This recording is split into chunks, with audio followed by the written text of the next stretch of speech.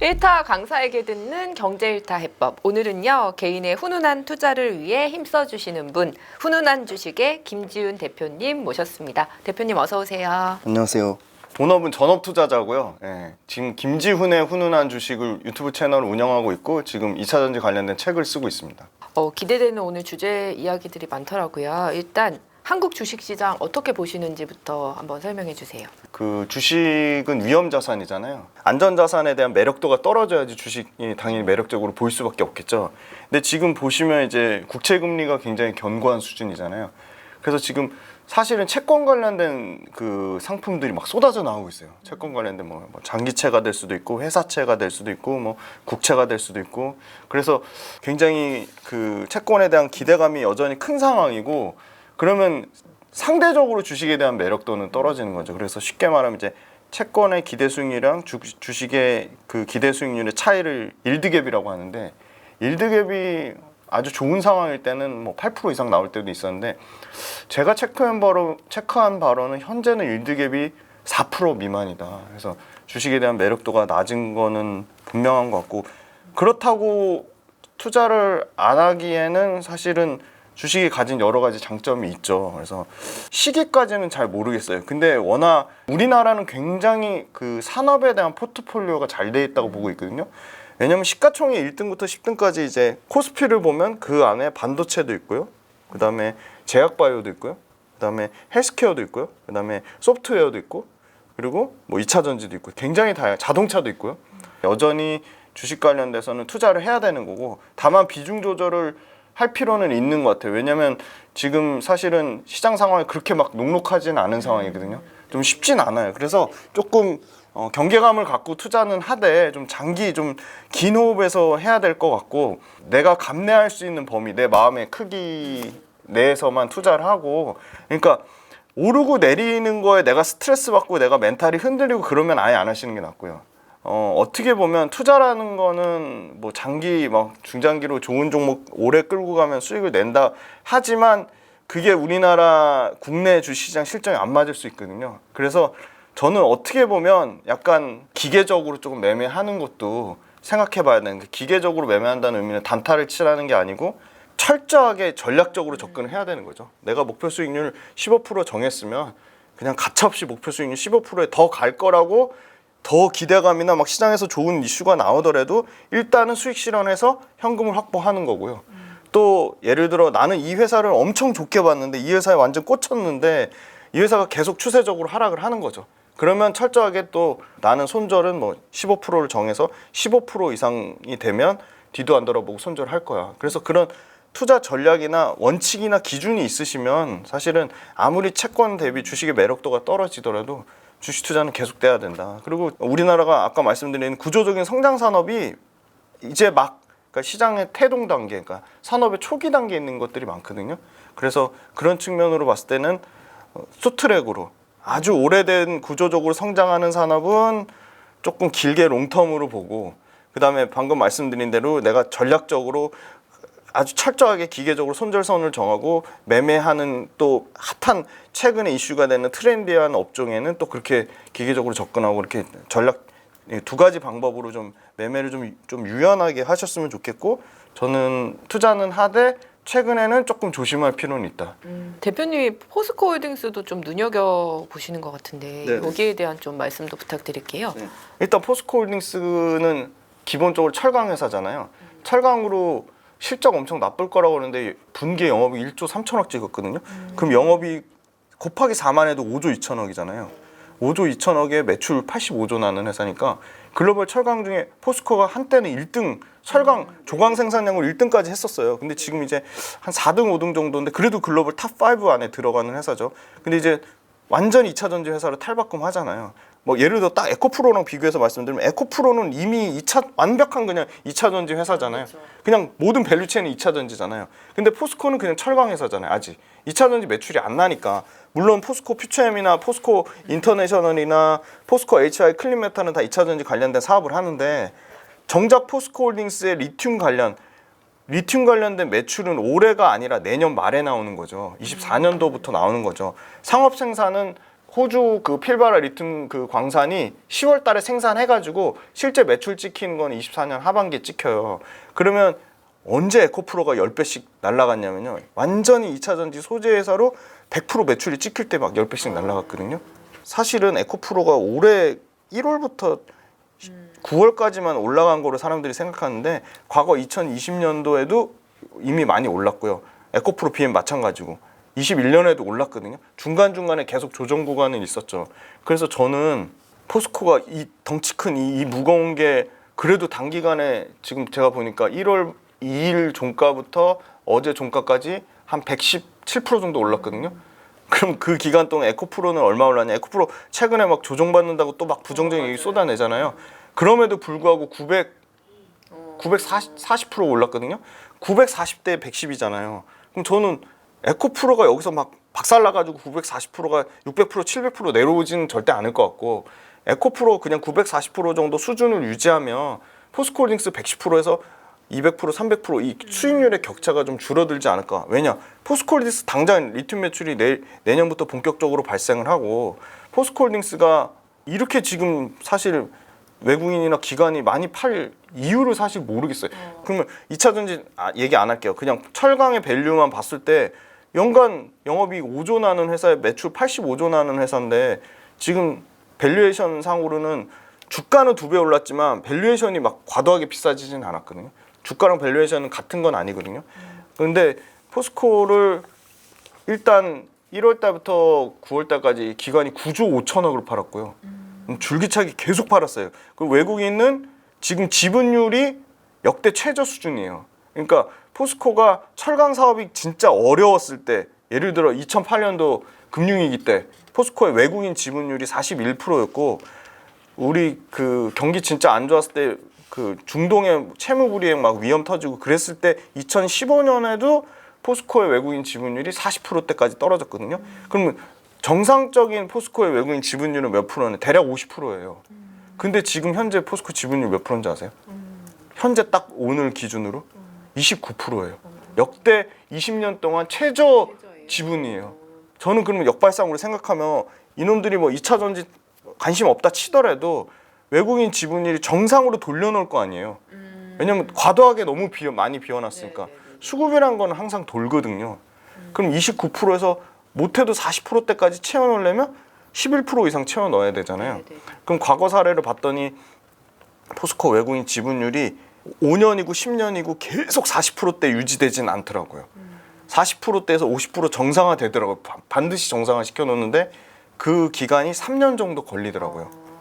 그래서 저는 향후 2, 3년 안에는 이 포스코홀딩스가 지분율, 외국인 지분율만 정상화돼도 지금 이 주가는 말이 안 된다고 보고 있어요. 상식적으로만 판단해도. 그리고 두 번째는 포스코홀딩스 리튬이 이제 막 매출이 나오잖아요. 그럼 에코프로랑 비교해가지고 당연히 에코프로랑 격차가 줄어들 수밖에 없겠죠.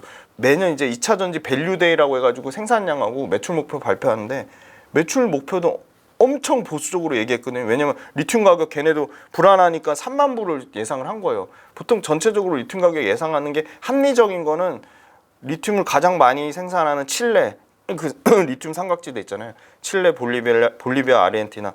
여기서 대략 예측하는 게 향후 1, 2년 동안 중국이 너무 공급을 엄청나게 늘려놔가지고 약간 가격이 변동성은 있고 떨어질 수는 있다. 근데 장기적으로 롱텀으로 보면 리튬이라는 거는 전기차가 지금 포지션이 가장 크긴 하지만 전기차 외에 너무 쓰이는 데가 많기 때문에 로봇도 쓰이고 ESS 에너지 저장 장치에도 쓰이고 농기계에도 쓰이고 각종 고부가 가치 IT 제품에도 쓰이고 전기 선박 나오죠. 전기 항공 나오죠. 그다음에 이제 그 1인승 그 도심항공 모빌리티라고 UAM 국회의사당에서 떠가지고 가는 거 있잖아요. 그거 나오죠. 그다음에 뭐 툭툭이라 그래가지고 1인승, 2인승 그 소형 그거 있잖아요. 그거 다 배터리로 가는 건데 그래서 리튬 수요가 부족할 수밖에 없다 해서 리튬 가격을 5만 불로만 그냥 아주 합리적인 선 리튬 가격 26년 기준으로 5만 불 잡으면 포스코홀딩스의 수산한 리튬 매출만 너무 심플해요. 그냥 5만 불에다가 환율 곱하기 톤수 42만 톤까지 하겠다고 했거든요. 그럼 작년에 30만 톤 했는데 50% 이상 캐파를 늘린 거예요. 그러면 5만 톤에다가 그 1,300, 뭐 환율 1,250원, 보수적으로 1,250원에다가 42만 톤 곱하면 그 매출만 40조 넘게 나오거든요. 30조 정도 나오거든요.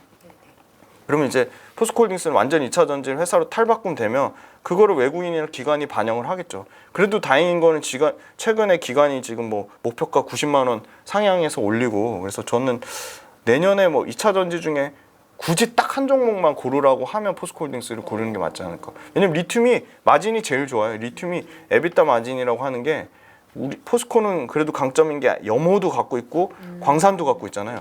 근데 염호에 대한 마진이 60%가 넘으니까 그러면 어마어마한 거죠. 철강 85조 해서 이익 5조 나는데 지금 이거 리튬은 20조 매출해가지고 10조 영업이익 나는 거니까 비교 게임이 안 되는 거죠.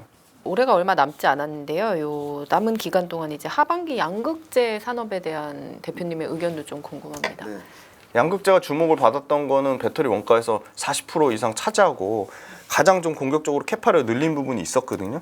근데 양극재 회사들의 특징은 리튬의 가격에다가 가공 마진을 붙이는 구조거든요. 그래서 리튬 가격이 빠지면 양극재 판가가 빠질 수밖에 없는 건데, 리튬 판가가 계속 빠졌죠. 지금도 제가 오늘 확인해 보니까 수산화 리튬 기준으로 47,000불에서 32,000불 초반까지 빠졌으니까 3% 정도 빠졌어요. 그러니까 많이 빠졌어요. 많이 빠진 건데, 그럼 앞으로 추세적으로 계속 빠질 거냐? 그건 아니라고 보는 게, 엄청나게 공급 많이 늘어났던 일부 그 소위 말하는 리튬, 중국의 그 리튬 생산하는 업체가 떨어져 나가는, 그러니까 알아서 소위 말하는 그들만의 치킨 게임으로 떨어져 나가는 업체들이 생기기 시작했고, 그리고 지금 좀 더 장기적으로 아까 말씀드린 칠레라든지 뭐 다른 이제 그 리튬 관련돼서 우리나라 말고 다른 리튬 관련돼서 가격을 예측하는 업체가 향후 1, 2년 동안은 뭐 공급 가능이 일부 생길 수도 있는데, 진짜 롱텀으로 3년이나 5년 롱텀으로 보면 공급이 수요를 못 따라간다는 의견이 더 합리적이거든요. 우리 그 광물지질자원협회 연구원 그분도 2027년 기준으로 수산화 리튬이 그래도 5만 톤당 5만 불 정도 수준을 유지할 거로 밝힌 기사가 또 있어요. 찾아보시면.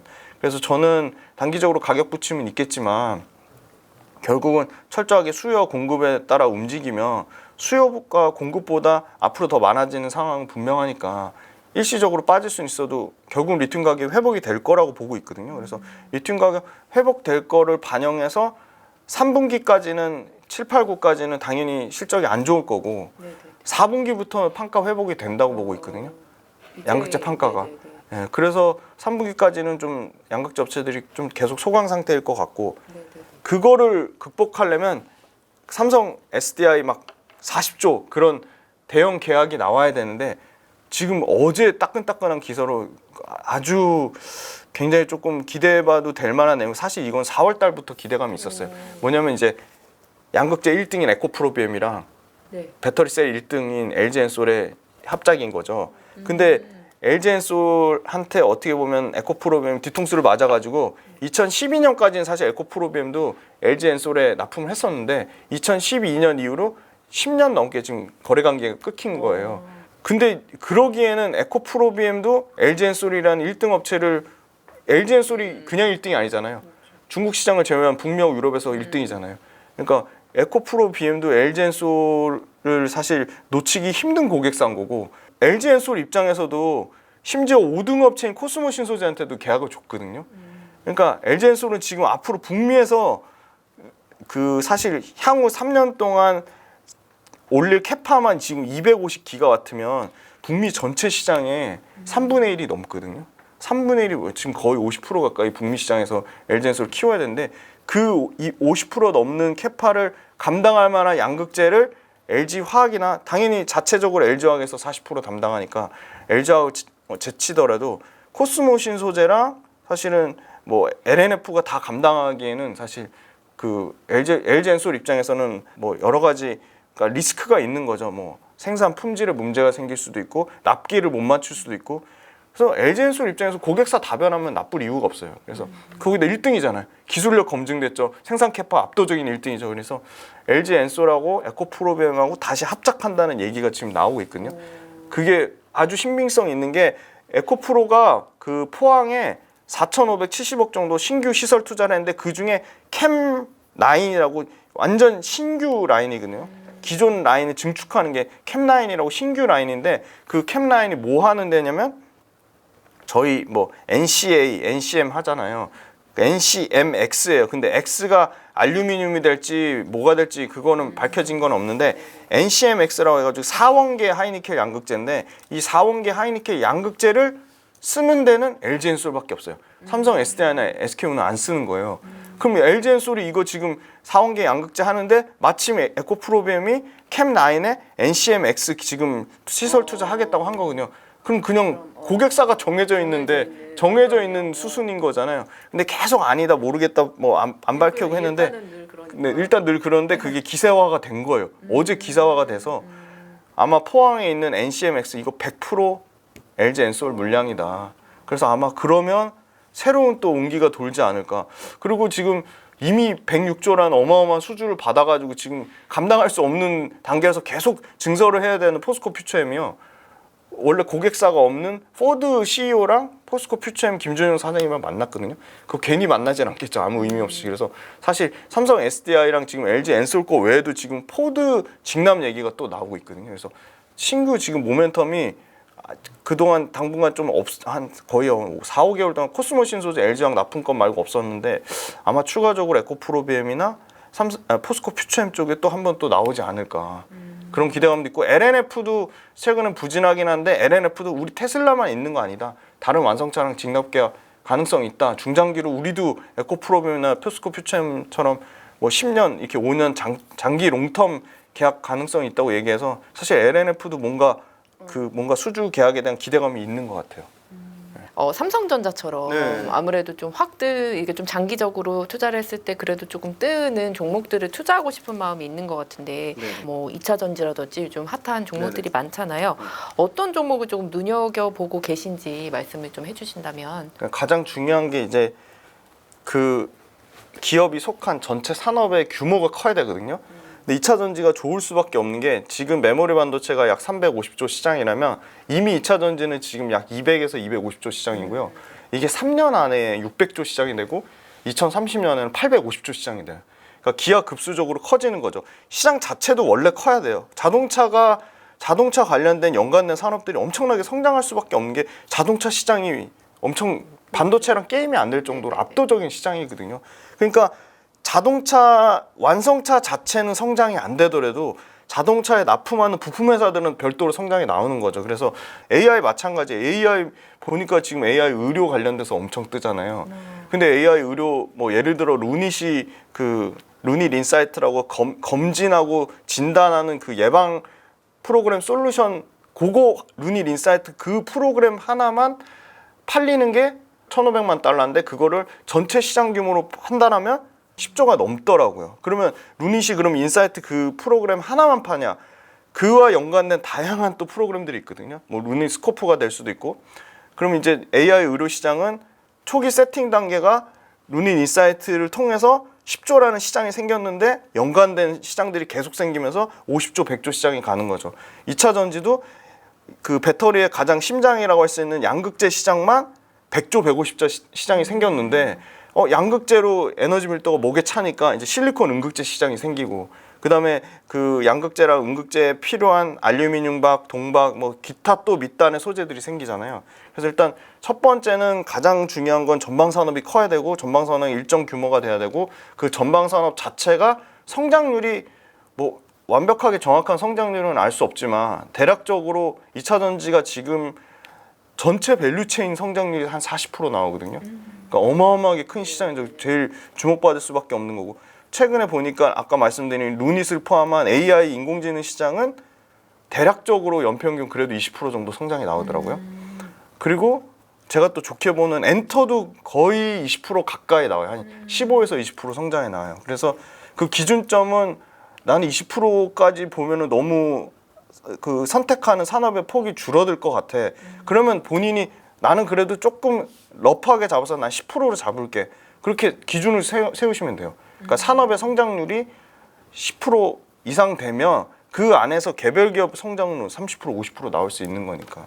그래서 산업의 성장률이랑 산업의 전체 파이가 중요한 것 같고 그럼 그 안에서 많은 기회들이 생기니까요. 그리고 두 번째는 그 산업 안에서 당연히 특별한 뭔가 강점이 있어야겠죠. 그게 기술 진입 장벽이 될 수도 있겠고 아니면 그 회사가 가진 뭐 강력한 뭐 마케팅이나 영업력이 될 수도 있을 거고, 그 회사만이 가진 고유의 서비스가 있을 수도 있을 거고, 그 회사만 가진 뭐 고유의 뭐 공정이나 뭐 여러 가지 생산에 대한 노하우가 있을 수 있을 거고, 그런 특정한 워렌 버핏이 말하는 일종의 경제적 해자, 그게 꼭 기술적인 게 아니더라도 산업 내에서 어떤 경제적 해자를 가진 기업은 그럼 뭘로 확인할 수 있냐?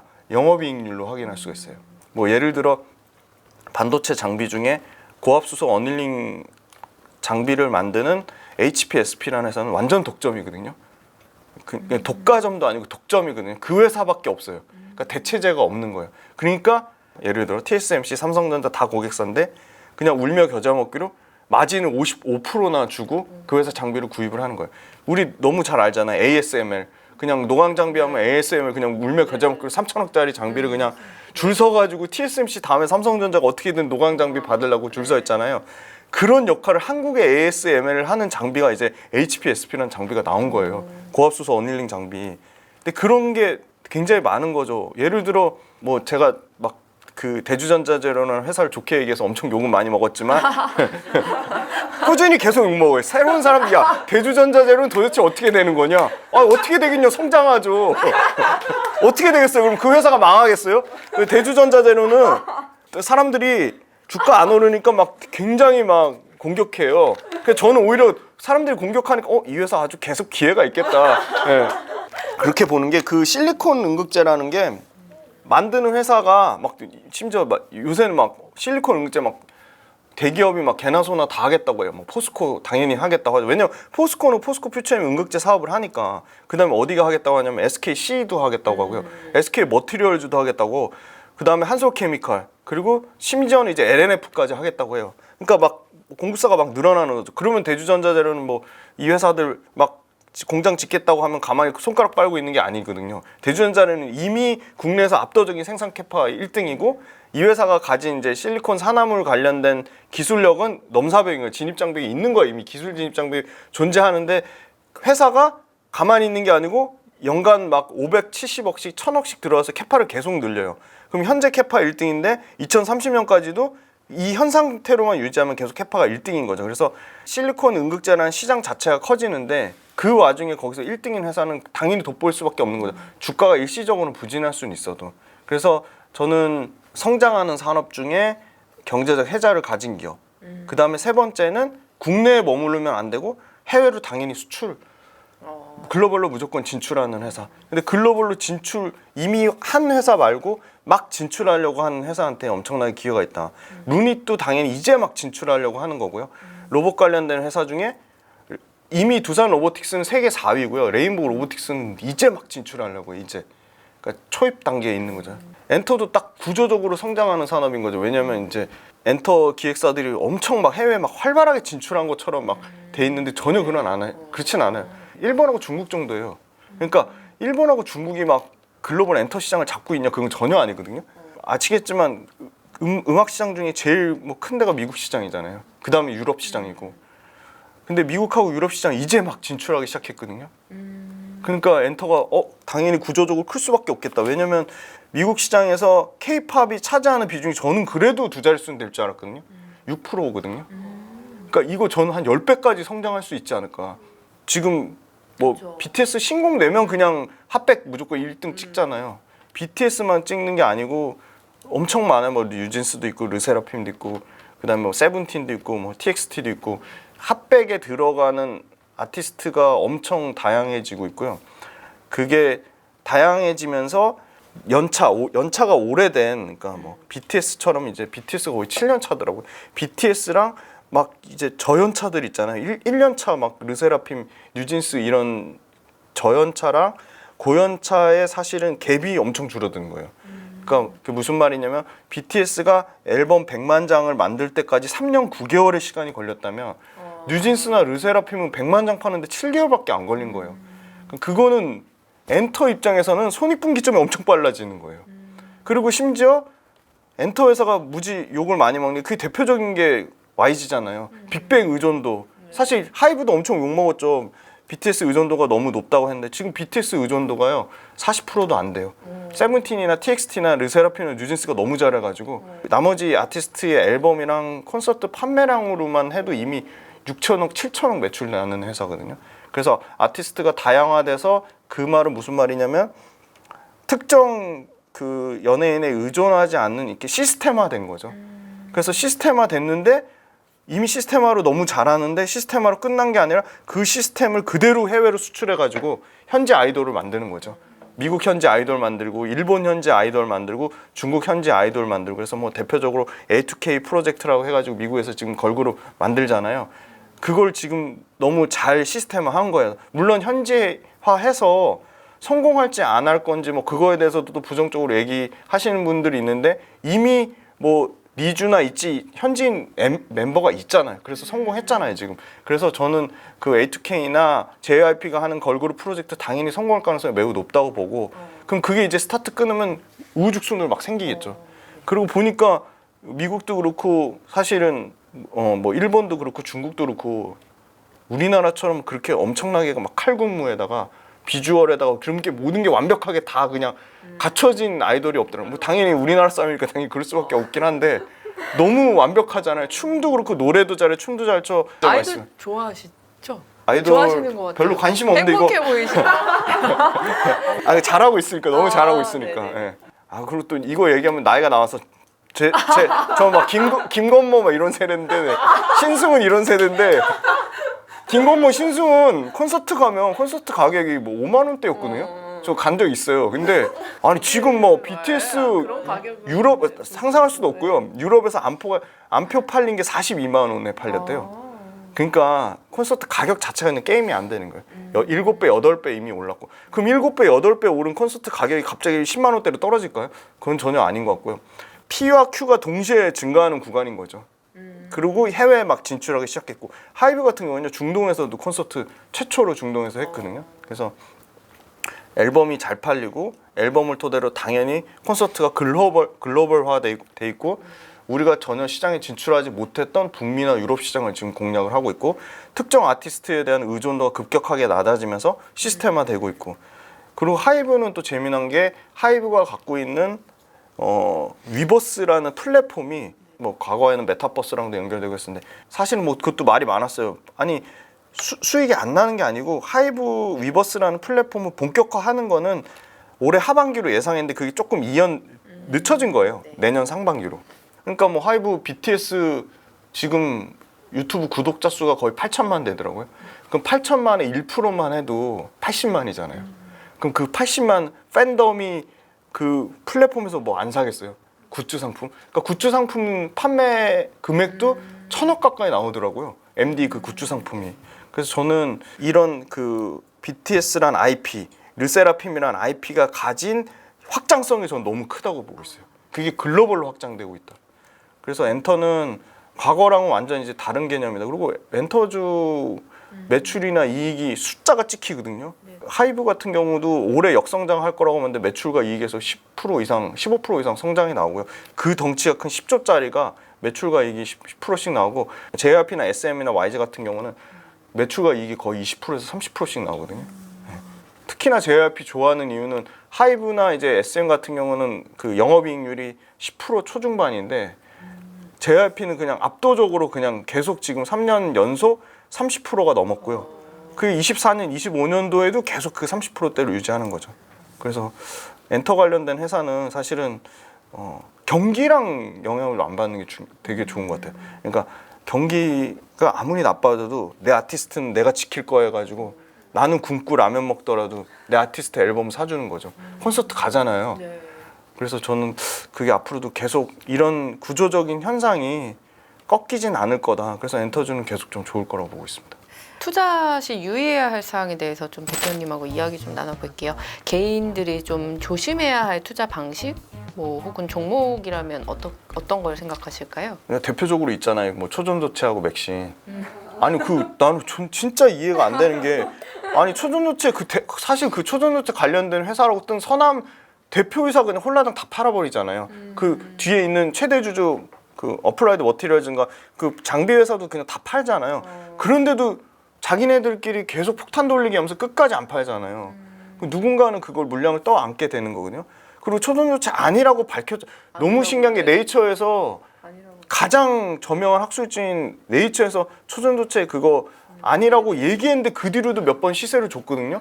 그럼 그들 사이에서 남아있는 사람들끼리 계속 폭탄 돌리기 하는 건데 그게 너무 위험한 거고, 그리고 실체가 없잖아요. 일단 숫자가 안 찍히잖아요. 제가 AI랑 로봇을 너무 말하고 싶었는데 못했던 이유는 AI나 로봇 관련된 회사는 죄다 적자인 거예요. 매출은 나는데. 그래서 얘기를 못했는데 어느 순간 로봇 관련된 회사 중에 큐렉소라는 의료용 로봇 만드는 회사가 흑자 전환됐고 레인보우 로보틱스도 흑자 전환된 거예요. 그럼 이제 얘기가 달라지는 거죠. 그 다음에 AI 관련돼서도 루닛 매출은 굉장히 가파르게 성장하는데 적자인 거예요. 근데 루닛도 회사에서 우리는 아무리 늦어도 25년도까지 흑자 전환하겠다.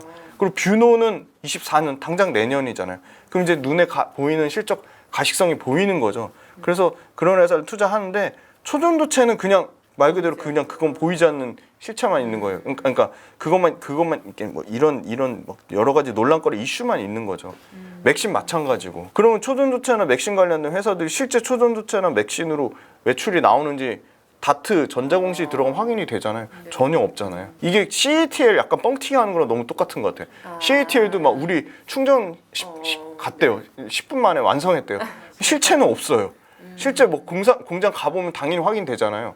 안 밝히죠. CATL도 자기네들 LFP랑 자기네들 배터리 많이 팔아야 되니까 막 열심히 홍보는 해요. 근데 전문가들이 보면, 그러니까 이 전문가라고 하는 여의도 애널리스트 말고 실제 배터리 업계 전문가가 보면 야 그래 그거 양산했다 치자, 아 그거 개발했다 치자, 그럼 그거 어떻게 양산할 건데, 양산하는데 저는 엔지니어 출신에서 그 뭐 배터리 기술력은 뭐 정확하게는 모르더라도 아무리 그 기술력의 난이도가 낮다고 하더라도요 개발과 양산은 최소한 2년 이상의 갭이 존재하거든요.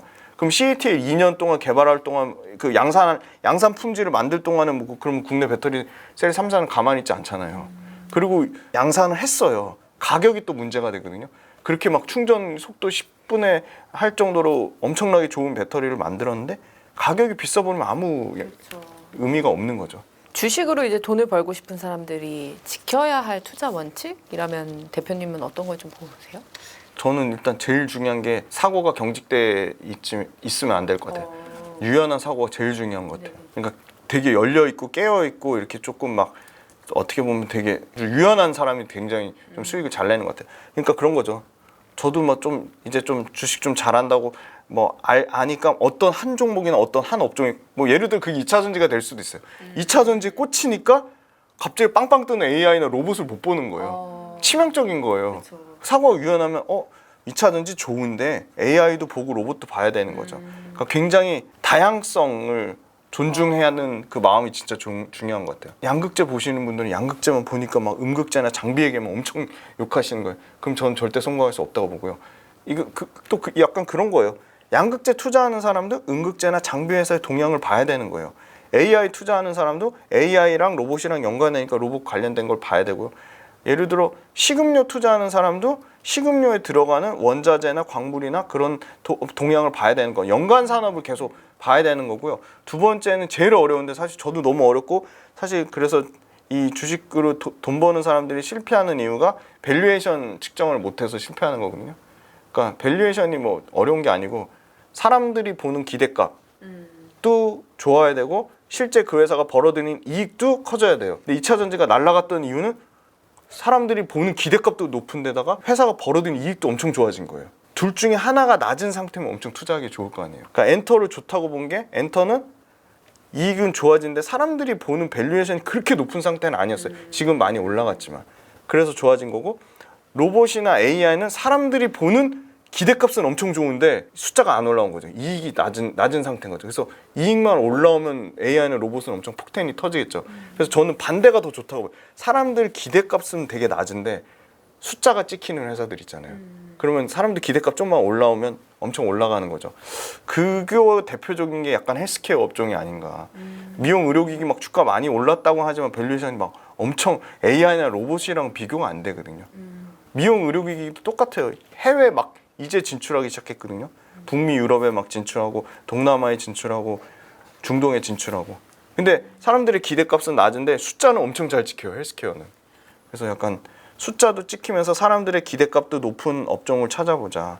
그러려면 중요한 건 이제 손품을 엄청 파셔야 되는 거죠. 뭐 다양성을 이야기해 주셔서 얼마의 종잣돈으로 한 몇 종목을 굴려야 잘하는 투자다라고 이야기를 할 수 있을까요? 그러니까 정답은 없는데요. 그 나이대별로 다른 것 같아요. 20, 30대는 저는 일단 종잣돈 그래도 주식 네. 투자하려면 최소한 저는 350만 원 갖고 시작했는데 네. 너무 부족했거든요. 그래도 주식 투자를 조금 의미 있게 하려면 종잣돈 일단 3천만 원 정도는 모으고 하시는 게 좋지 않을까. 2030이라면. 그리고 만약 이미 5060에 뭐 자산이 어느 정도 있으신 분들 예를 들어 1억을 기준으로 하면 그냥 이거 그냥 참고만 하세요. 1억 기준이면 그래도 업종별로 다 다르잖아요. 헬스케어가 올라갈 때가 있고 AI 로봇이 올라갈 때가 있고 2차 전지가 올라갈 때가 있고 1억 기준으로 하면 저는 한 종목당 2천만 원 정도가 딱 적당한 것 같아요. 최소한 5종목 이상은. 근데 그 이상 뭐 7, 8종목 넘어가면 관리가 안 되고 수익률이 떨어져요. 예. 그렇다고 나 1억 한 종목 몰빵할 거야. 그건 당연히 뭐 말도 안 되는 거고요. 2030 3천만 원으로 하는 그 네. 종목도 한 5종목 정도 보시. 3천만 원으로는 5종목이 너무 많은 것 같아요. 그렇죠. 한 3종목 정도가 딱 적당한 것 같아요. 1억이면 5종목인데 3천만 원이면 3종목 정도가 딱 적당한 것 같아요. 요즘에 뭐 빚을 내서 하는 투자들도 많고 뭐 인버스나 곱버스 이런 것도 있는데 거기에 대해서는 대표님 좀 어떻게 생각하세요? 인버스, 굿버스 너무 쉽게 가려고 하는 거잖아요. 한탕주의잖아요. 망하는 지름길이에요. 예. 깡통 한번 뭐 여러 번, 제가 2번 찼는데 여러 번 차봐야지 정신 차려요.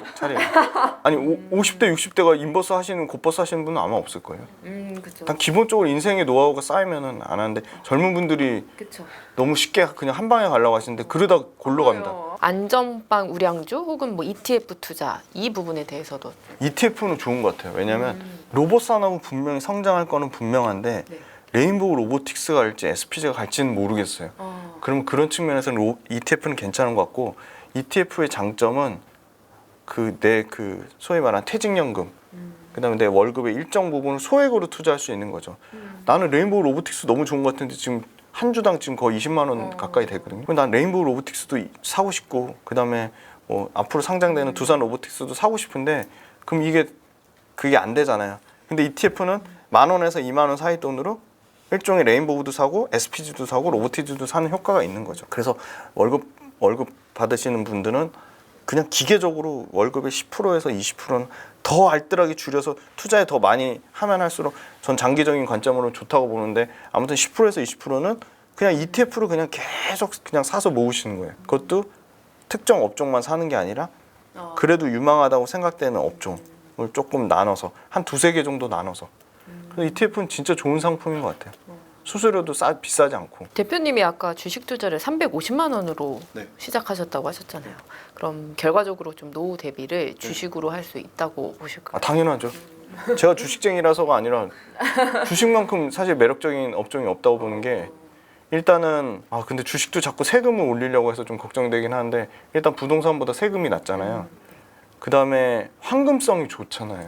금방금방 그때그때 필요할 때 할 수 있는데 부동산은 오르기는 오르는 것 같은데 막상 내가 팔려는 타이밍에 거래가 안 되면 아무 의미가 없잖아요. 그게 너무 크고 덩치가 커요. 소액으로 못 하니까. 맞아요. 예. 기본적으로 뭐 몇천 단위로도 부동산 조각 투자 뭐 이런 거 얘기하는데 사실 크게 그러면 부동산 조각 투자 시장이 엄청 커져야 되는데 그렇게 안 커지는 거 보면 부동산 기본적으로 억대를 투자를 해야 되는 거고. 그래서 저는 내가 갖고 있는 소위 말하는 뭐 1,000만 원, 2,000만 원, 3,000만 원 종잣돈을 잘 불릴 수 있는 가장 효과적인 수단이지 않나. 재미난 얘기 하나 해드릴까요? 뭐 고려할 때 고려하세요. 그 간판 아시죠? 채권 추심하는 고려신용정보. 네네네.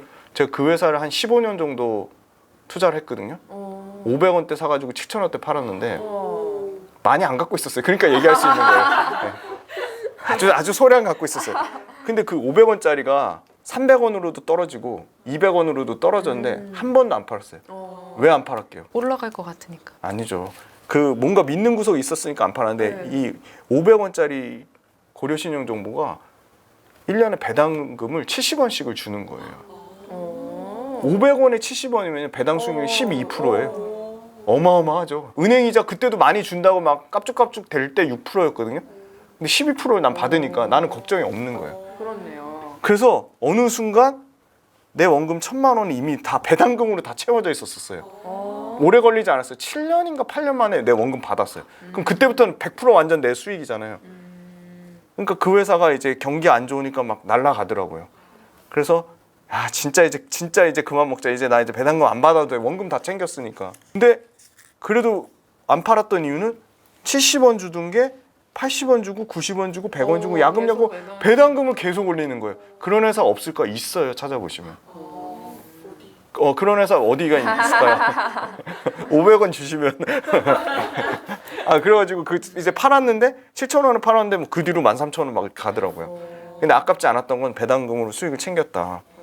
그래서 포트폴리오 중에 일정 부분 10%에서 뭐 15%는 배당주도 전혀 주목을 못 받다가 막 확 떨어질 때가 있어요. 그냥 시장 나빠가지고 떨어지면 주가만 빠져서 배당 수익률은 올라가는 거죠. 배당금 나누기 현재 주가니까. 그래서 뭐 최근에 봤더니 막 금융주 아무도 관심 없잖아요. 성장을 못하는 기업들은 주시장에 있을 필요가 없다고 생각하거든요. 그 대표적인 게 금융이거든요.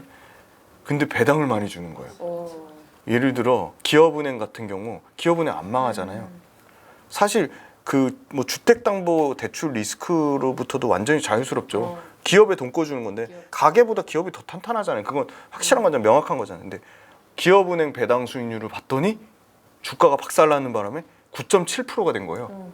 지금 은행이자 많이 준다고 막 제2금융권 막 깝죽대는 데가 4%가 안 되잖아요. 3.7%막 이렇더라고요. 저도 엄청 그거 많이 따져보는데 기업은행 9.8% 주는 거예요. 기업은행 주가 오르든 말든 신경 쓰지 마시고 매년 9.7%의 이자를 받는다고 생각을 해보세요. 그럼 10년 안에 원금 돼요. 갑자기 대박인 오늘 다른 얘기 잘 생각이 안 날 것 같고 오늘 기업은행. 근데 기업은행 망하진 않을 거잖아요. 그러면 뭐 예를 들어 더 많이 주는 데 있겠죠. 그 네이버 증권을 가셔가지고 국내 증시 누른 다음에 요 배당이라고 따로 있어요. 배당을 누르세요. 그러면 이렇게 막 들쑥날쑥 하는 데는 안 되고요. 그냥 꾸준히 그냥 이렇게 주는 데가 있거든요. 기왕이면 코스닥보다 코스피가 안전하겠죠. 모범 답안까지 이렇게 알려드릴게요. 저 보시면 그러니까. 네. 이런 회사는 불안하겠죠. 300원, 400원 주다 갑자기 2,300원 줘서 배당 수익률이 높았는데 2,300원 주다가 1,000원, 800원 이렇게 낮출 수 있잖아요. 저는 이 대신증권 안 망할 것 같거든요. 보세요. 1,050원, 1,250원, 1,450원 배당 수익률 9.3% 할만한 거죠. 근데 기왕이면 대신증권보다 앞으로 성장할 회사 현대차 우선주가 거의 8% 9% 배당을 줘요. 근데 현대차 욕은 엄청 먹고 있지만 뭐 국내에서 90% 이상이 다 현대기아차잖아요. 르노, 삼성 떨어져 나왔고 뭐 쌍용은 뭐 KG 모빌리티는 뭐 사실 비중 자체가 얼마 안 돼요. 그래서 사실 현대차가 계속 성장하면 현대차 우선주도 같이 성장하죠.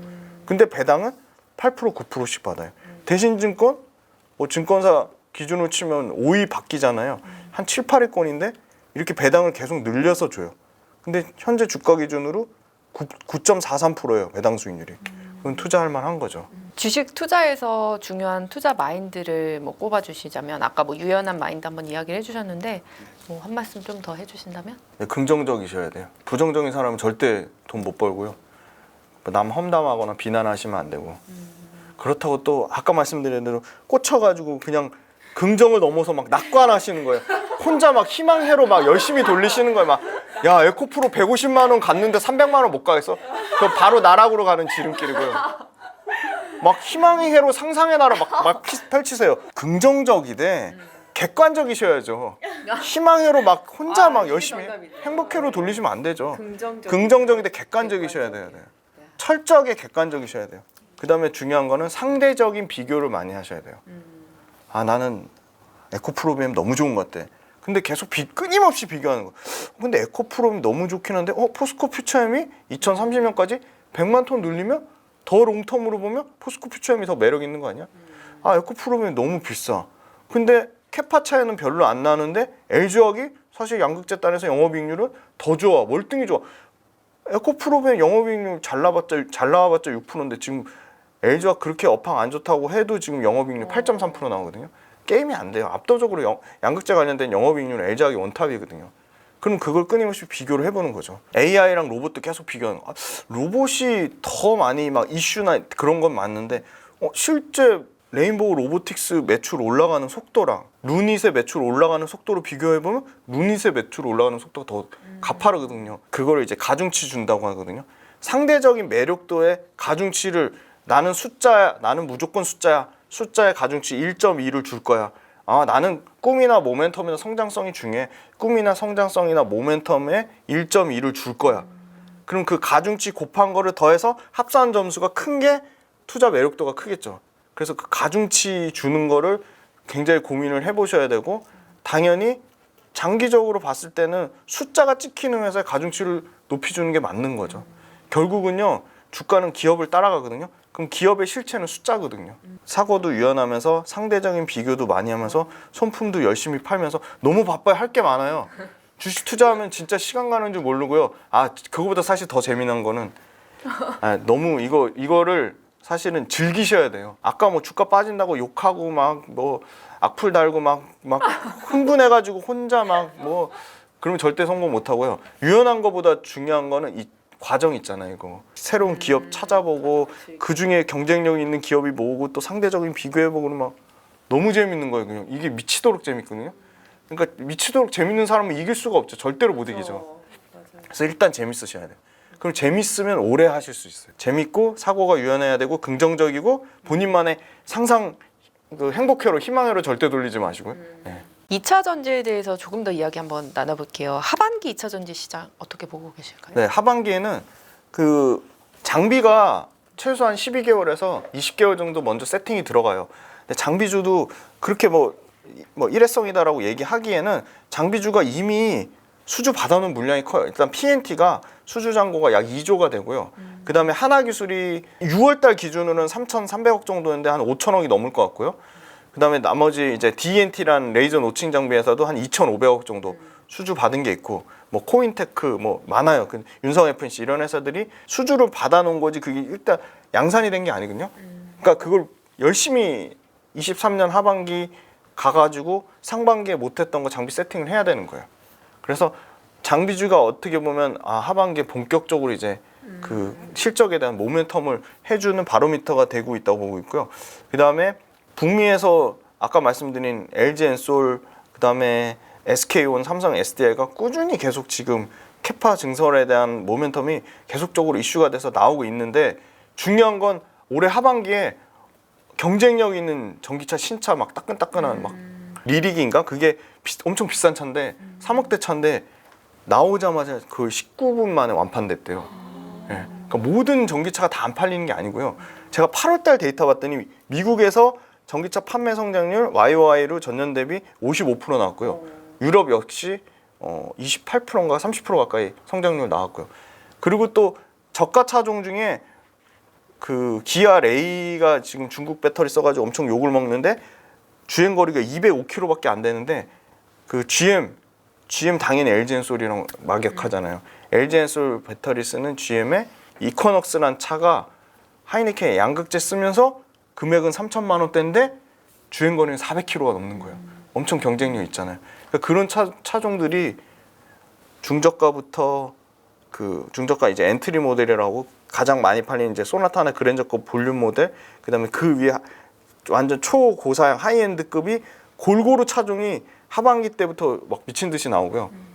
그럼 하반기 때 그 미친 듯이 나오는 차종들에 맞게 배터리 셀 증설을 해야 되고 그 안에 양극재 장비 회사들 필요할 거라고 보고 있어서, 저는 지금 판가 빠진 거, 양극재 판가 빠진 것 때문에 전체 밸류 체인이 약간 소강 국면에 있어요. 그러면 많이 힘들어 하시는데 앞으로도 계속 좀 긍정적인 좋은 모멘텀이 남아 있고, 제일 중요한 거는 이제 리튬 가격이 계속 그냥 추세적으로 계속 하락하기만 하지는 않을 거다. 그것도 그냥 철저하게 그냥 합리적으로 수요 공급 측면에서 보면 공급보다 수요가 초과하면 가격은 정상화될 수밖에 없다고 보고 있습니다. 2차 전지 시장이 성장성이 좀 꺾이는 시점은 언제로 좀 보고 계실까요? 맞아요. 그 얘기 진짜 많이 했는데요.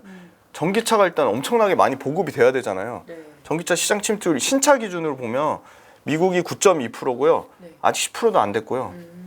아마 근데 지금 기존에 나와 있는 휘발유차 다 갈아엎은 것까지 하면 아마 5%도 안 될 거예요.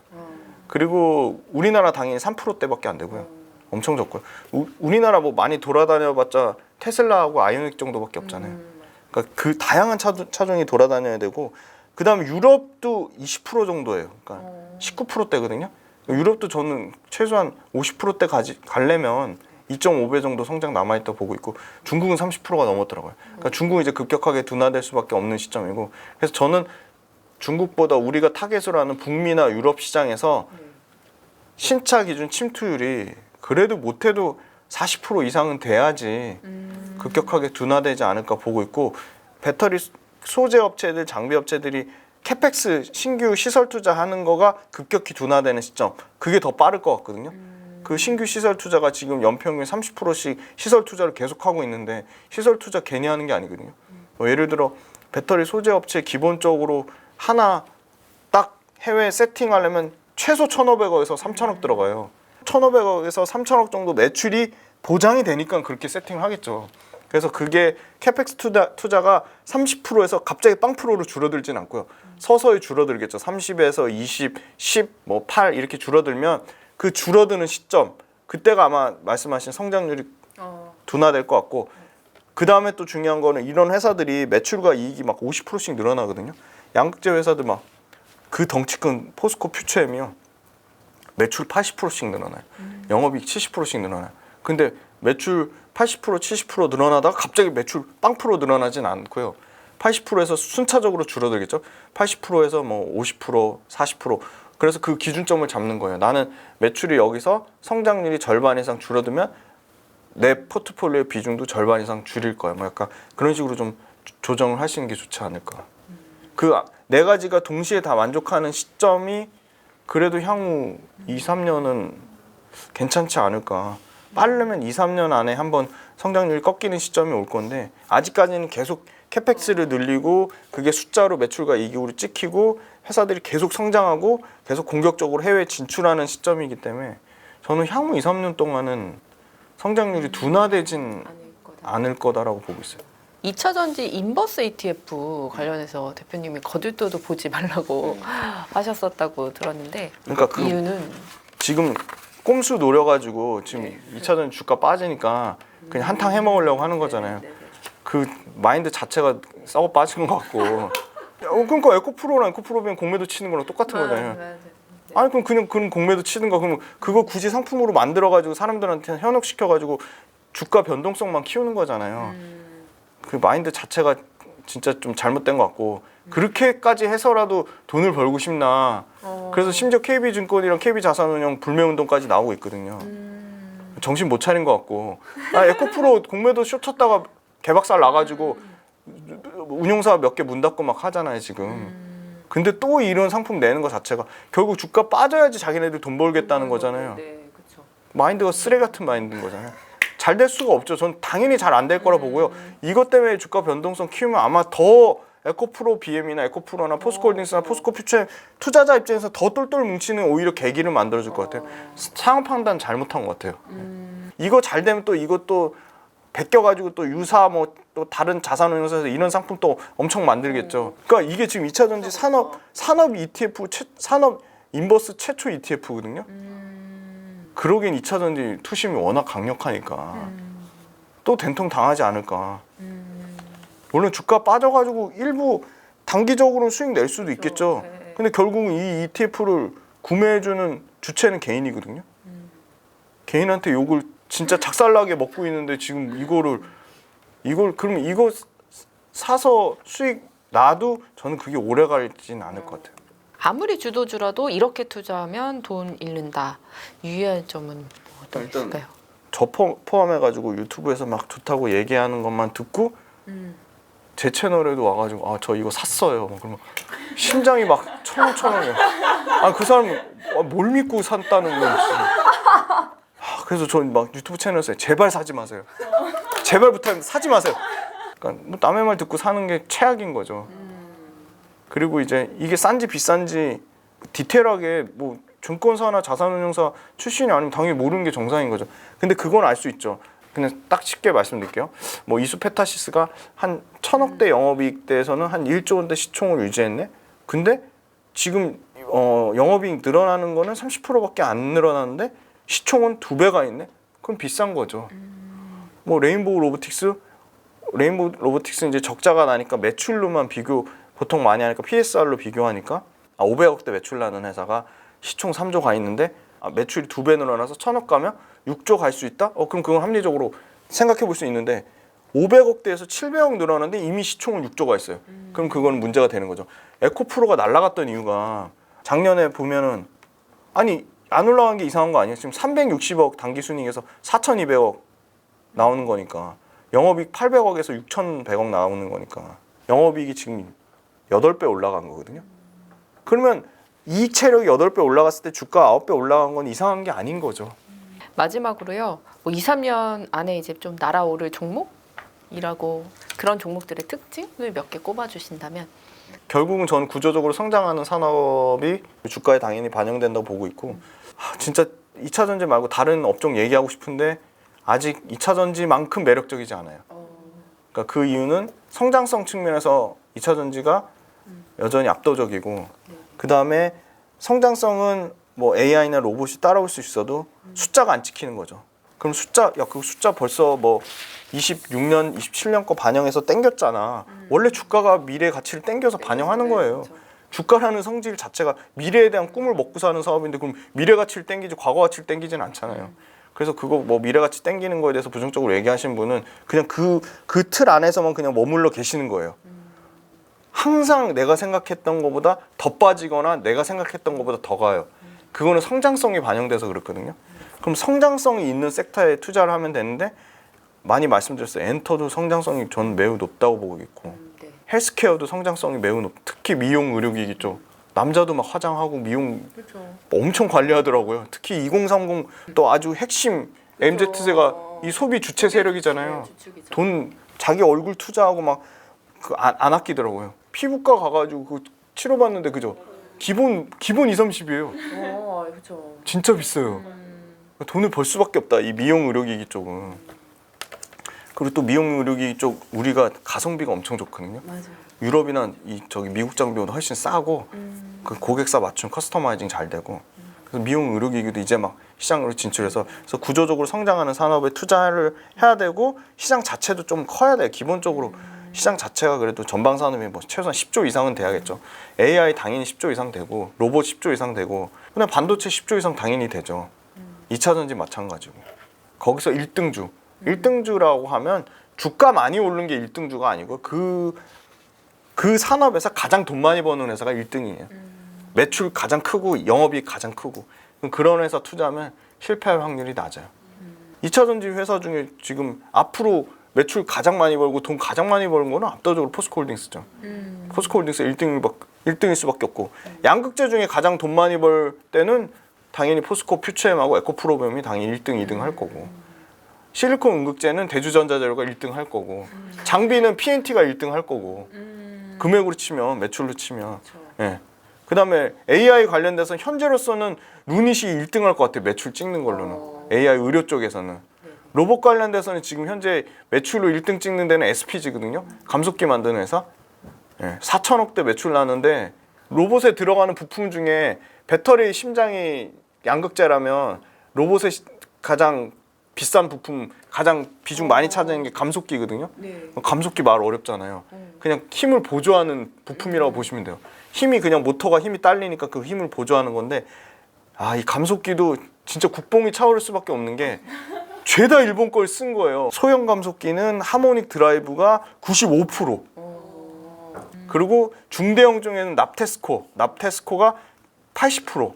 90%, 80% 먹은 시장을 SPG랑 SBB랑 테크 회사가 드디어 국산화했다는 거 아니에요. 그래서 어마어마한 거죠. 그래서 이제 막 국산화했으니까 앞으로 미친 듯이 로봇 관련된 회사로 뻗어 나가겠죠. 그래서 심지어 SPG랑 회사가 우리나라 1등인 현재 1등인 이 협동 로봇의 두산 로보틱스에 납품을 했고 2등인 레인보우 로보틱스에 납품을 했어요. 그럼 그게 신호탄이 돼서 글로벌 로봇 회사에 납품 막 하겠죠 이제. 왜냐? 가격이요. 일본의 하모닉 드라이브랑 SPG의 감속기 가격 차이가 30% 이상 싼 거예요. 근데 하모닉 드라이브는 워낙 하모닉 드라이브 감속기 달라는 데가 많으니까 납기가 원래 3개월 기본인데 10개월까지 늘어난 거예요. 그럼 받는 로봇 회사 입장에서는 가격도 비싸게 줘야 되는데 납기도 못 맞춰주면 쓸 이유가 없는 거죠. 그래서 저는 굉장히 빠르게 국산화 합리적으로 추론이 되잖아요. 가격도 잘 맞춰주는데 심지어 약간 품질이 불안불안했는데 레인보우 로보틱스나 그 두산 로보틱스에 납품한 이력이 있어? 그럼 너네 믿고 한번 써볼게. 커스터마이징, 고객 맞춤한 서비스도 잘 돼 있어요. 그럼 안 쓸 이유가 없는 거죠. 그래서 저는 이제 막 국산화하는 회사들 엄청나게 기회가 있다고 보고 있고, 그게 감속기는 로봇 시장 엄청나게 커질 건데, 로봇이 있잖아요. 그러니까 사람 관절처럼 만들려면요 28,000개까지 관절이 커진대요. 그러면 기존에 뭐 소위 말하는 뭐 산업용에 들어가는 제조 그 시설에 들어가는 로봇은 관절이 2개 들어갔다 막 지금 막 사람처럼 만들려고 하잖아요. 휴머노이드 로봇 하려고 하잖아요. 그럼 관절 2개에서 28개로 늘어난 거예요. 그럼 감속기도 14배가 커지는 거예요. 그냥 엄청 커지는 거예요. 그래서 그 로봇이 제조업체만 쓰이는 게 아니고 이제 치킨 굽는 로봇도 생기고 막 엄청 다양해지잖아요. 이동하는 물류 이동 로봇도 생기고. 그러면 그 로봇에 들어가는 감속기 수만 대충 계산해도 어마어마하게 늘어나는 거예요. 근데 그걸 이제 막 국산화했으니까. 그래서 저는 이제 로봇 관련된 회사가 뜰 때 로봇 관련된 회사 투자하는 것도 좋지만 거기 들어가는 부품이 뭘까? 똑같아. 배터리 셀 회사보다 양극재 회사가 더 주목받잖아요. 그거 똑같이 로봇 커지면 로봇에 들어가는 제일 중요한 게 감속기니까. 감속기가 전체 로봇 부품의 금액 중에 40%를 차지해요. 엄청 큰 거죠. 35에서 40% 정도 차지하는데 그걸 국산화하기 시작했어요. 만들 수 있는 회사가 딱 몇 개 없어요. 지금 SBB 테크랑 SPG 정도예요. 근데 SPG를 좋아하는 이유는 이미 회사가 돈을 잘 벌고 있어요. 왜냐면 모든 가전제품, 에어컨, 세탁기, 냉장고 뭐 이런 가전제품에 들어가는 모터는 SPG가 거의 독점이에요. 그러니까 로봇 관련된 회사 죄다 적자인데 SPG 같은 회사는 매출 4천억에 영업이 300억 나는 회사니까. 근데 주목을 못 받는 게 너무 신기한데 이제 막 주목받으려고 깔짝깔짝 돼요. 그러니까 SPG는 시가총액이 또 이거 엄청 중요한 개념이 상대적인 비교가 약간 재밌어 하시는 것 같아요. 좋아요. 그럼 공부하는 자세면 돈을 벌 수밖에 없어요. 아까 심드렁했는데 지금 약간 관심 가지시는 것 같아요. 자, 9,082억이에요. 갑자기 날아가잖아요. 9,082억인데 이 회사는 아까 말씀드렸죠. 매출이 외국인 또 이렇게 미친 듯이 사네요. 그럼 또 더 관심을 가져야겠죠. 자, 보시면 연간으로 보면 4,405억에 255억이에요. 벌써 숫자가 그냥 검증되잖아요. 4천억대 매출 나는 회사가 없어요. 로봇 회사 중에. 아예 없어요. 영업이익 255억이에요. 물론 이게 모터로 관련된 매출이 크죠. 근데 이 로봇 회사 이제 감속기 국산화했으니까 감속기가 그냥 기하급수적으로 그냥 2배, 3배씩 돼요. 올해 감속기가 한 100억이면 내년에 200억, 내후년에 400억, 600억, 1200억 이렇게 가는 그림이거든요. 그럼 제가 상대적인 비교가 중요하다고 했잖아요. 레인보우 로보틱스 볼게요. 1등이니까 지금 3조 5,700억이요. 그럼 4배 차이 나요, 시가총액이. 근데 레인보우 로보틱스는 자, 작년 기준으로 보면 흑자 전환했어요. 136억에 13억이에요. 그러면 4천억에 300억 나는데 시가총액은 9천억 회사를 투자하시겠어요? 시가총액은 3조 5천억인데 매출은 130억에 영업이 13억 나는 회사를 투자하시겠어요? 전자에. 그렇죠. 그럼 그쪽의 확률이 더 훨씬 높은 거예요.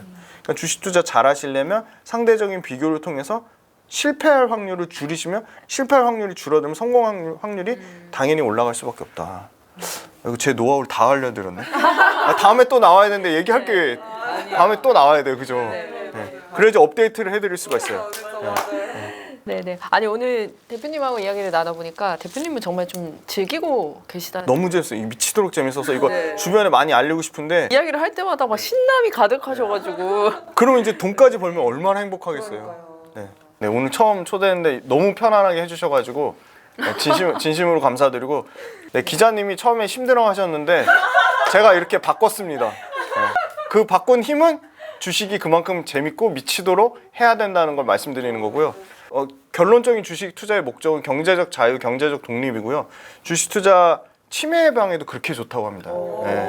주식 투자 하시다 보면 국뽕이 차오를 수밖에 없습니다. 우리나라 엄청난 이 산업, 구조적으로 성장하는 산업, 그 안에 1등 기업들 많이 발굴하셔가지고 또 그런 회사들에 투자하면 그 투자를 통해서 그 회사들이 새로운 인력을 고용하고 고용 창출도 유발되고 경제 발전에 이바지하는 거니까 너무 저는 이게 선순환되는 분명히 이점이 있다고 보고 있습니다. 그래서 많은 관심을 가져주시고 그리고 아까 말씀드렸지만 제일 중요한 건 멘탈이기 때문에 가격 떨어지는 거에 일회일비 하실 거면 아예 안 하시는 게 낫다. 그리고 김지윤의 훈훈한 주식도 좀 많은 사랑과 관심 부탁드리겠습니다. 고맙습니다.